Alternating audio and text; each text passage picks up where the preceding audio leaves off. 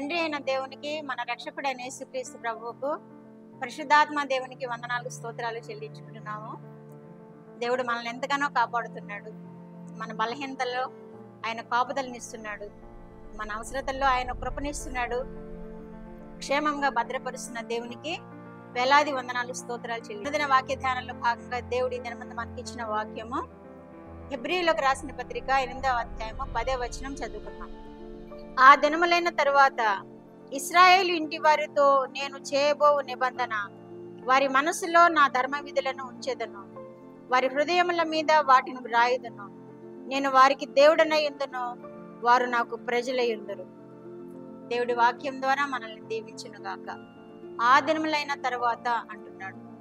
ఏ దినములు అంటే అన్ని గతించిపోయాయి. తర్వాత వాళ్ళు దేవుని బిడ్డలుగా స్వీకరింపబడ్డారు, నిబంధన జనులుగా స్వీకరింపబడ్డారు. వారు అరణ్యంలో యాత్ర చేశారు. వారు అనేక శోధనలు ఎదుర్కొన్నారు. తరువాత వారు అనేక మంది రాజుల చేతుల్లో పాలన చేయబడ్డారు. వారు నిబంధన జనులుగా తీర్చబడ్డారు. కానీ ఇక్కడ ఏమంటున్నాడంటే అపోస్తలుడైన పౌలు హెబ్రీయులకు రాస్తూ అదంతా గడిచిపోయింది, ఇప్పుడు ఒక క్రొత్త నిబంధన చేస్తున్నాను వారితో అంటున్నాడు దేవుడు. ఇక్కడ ఒక క్రొత్త నిబంధన, అది పాత నిబంధన. వారిని ఐగుప్తు నుండి బయటకు తీసుకురావడం అనేది ఒక నిబంధన చేసుకుని వెలుపలికి తీసుకుని వచ్చాడు, అది పాత నిబంధన. ఇప్పుడు ఒక క్రొత్త నిబంధన చేస్తున్నాను అంటున్నాడు దేవుడు. క్రొత్త నిబంధన అంటే వారిని నా జనులుగా చేసుకుంటాను, వారిని నా ప్రజలుగా చేసుకుంటాను, వారి హృదయముల మీద నా ధర్మ విధులను రాస్తాను, నేను వారికి దేవుడనే ఉందును, వారు నాకు ప్రజలై ఉందురు అంటున్నాడు. యేసుక్రీస్తు రక్తం ద్వారా మనము నూతన నిబంధనముగా తీర్చబడుతున్నాము అని ఇక్కడ దేవుడు అంటున్నాడు.